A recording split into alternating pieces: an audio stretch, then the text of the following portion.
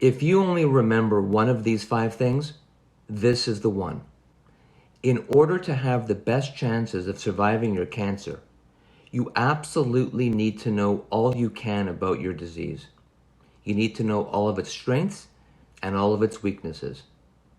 And you do this by working closely with your doctor to organize the DNA sequencing of your tumor. This is also known as whole genome sequencing or next generation sequencing. The sequencing process unlocks the critical information about what drives your cancer to grow. And knowing that information is the first step in identifying treatment options, such as targeted therapies with new and emerging drugs, or even older drugs that are now being repurposed for cancer types that were never even considered when the drug was originally developed. We have this technology and it's readily available. In fact, I had my tumor sequenced back in 2016, and that was 5 years ago. While tumor DNA sequencing isn't new technology, many people still don't know about it, or if they have, many still don't understand the power of its value. And not knowing the mutations, the pathways, the checkpoints that drive the growth of your cancer can lead to incorrect treatment selection. This could affect how long you have to live. But there's a simple way to make the best available treatment option. It's to get your tumor's DNA sequenced. For more information, I've put a few links at the bottom of this interview to some of the more popular tumor sequencing labs in North America.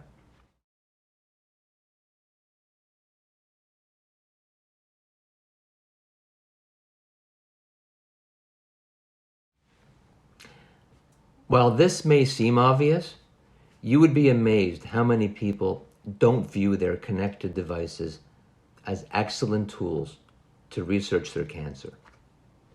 Some say, yeah, that's my doctor's job, or that's what they went to medical school for.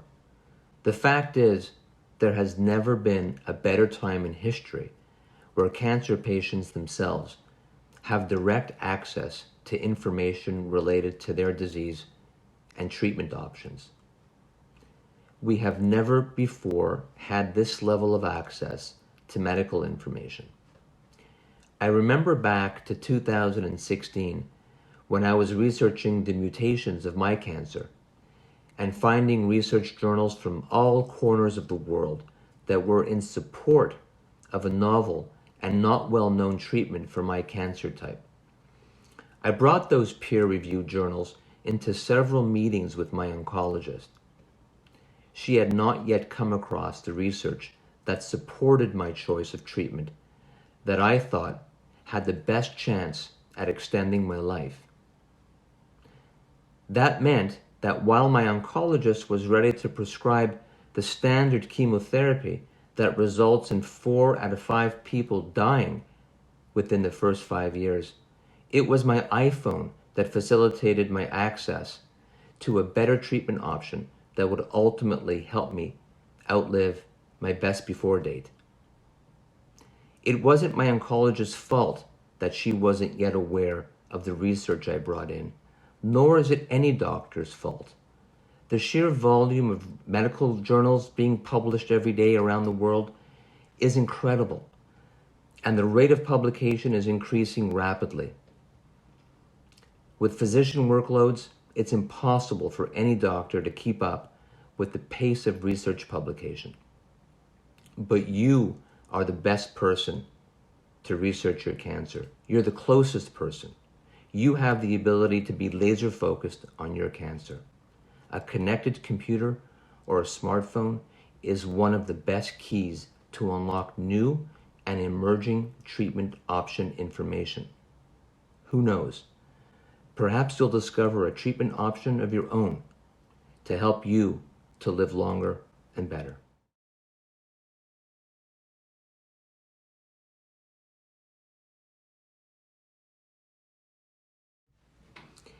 When you have a serious disease posing a direct threat to your life, having access to a cooperative oncologist or primary care provider with whom you have a good working relationship is critical. Like me and so many others, your disease may have been diagnosed at an advanced stage.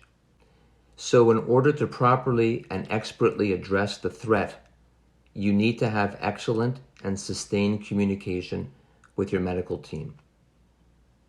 If your doctor is one of those people who thinks that they know everything and is not open to learning from educated patients like yourself, who are being proactive about saving their own life, I suggest finding a new doctor. In some cases, it's not possible or reasonable to expect that a patient can have these conversations with their care team. Chemo brain fog or sedation from any number of drugs are but a few examples for this. And if this is the case for you, ask one of your caregivers to speak and advocate on your behalf.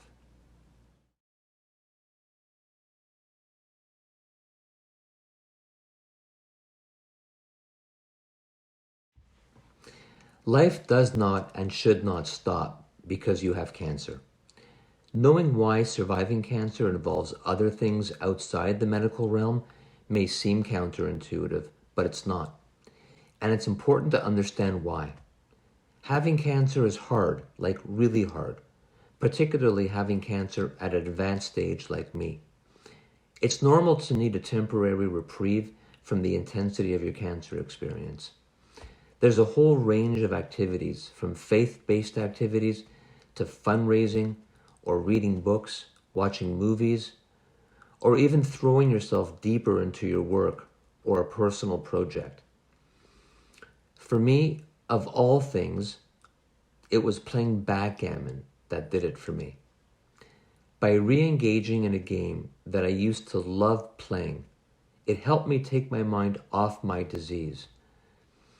Not only do I enjoy playing the game for the pure experience of playing a competitive game, but backgammon also reinforces that no matter how bad you're losing, there's always a chance that the game could turn around.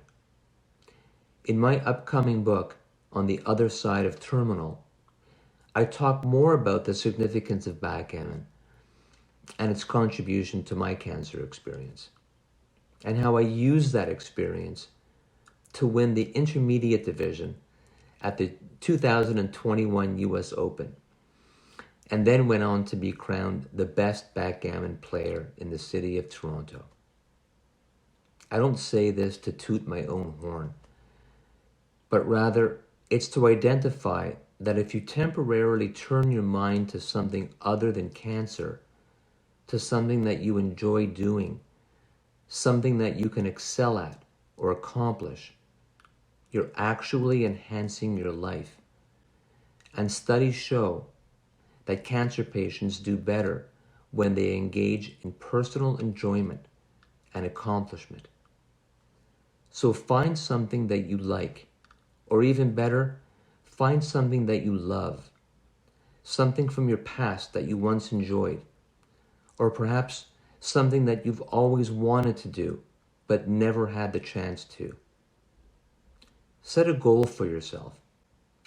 Mine was to self-publish a book, and I'm only weeks away from checking that one off of my bucket list.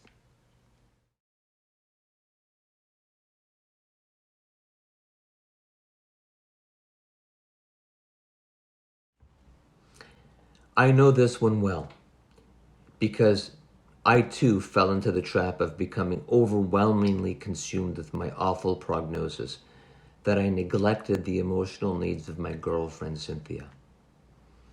Think about it. If your caregivers aren't coping well, how can they be expected to take care of you? By acknowledging and appreciating them, you're not only being sensitive to their needs, but you're also investing back into your own care by helping them cope better. Yes, you can help them. Maybe they need to speak to a mental health professional. Perhaps they would benefit from speaking with a friend or a member of the family about their own fears, their concerns, their emotional needs, Or maybe they just want to spend a few hours doing absolutely nothing. And if they do want to do something, perhaps it will have nothing to do with you or your cancer, and that's okay. I did not understand this at the beginning of my journey because I was just too wrapped up in my own despair of having a terminal diagnosis. It prevented me from seeing that Cynthia, the love of my life, also needed help and her own space to process these impossible emotions. So be mindful of the emotional impact on your caregivers. And if you get it right, or even close to right, you will both benefit because your relationship will be stronger for it. I wish you the best of luck in your journey and hope that you get well and stay well.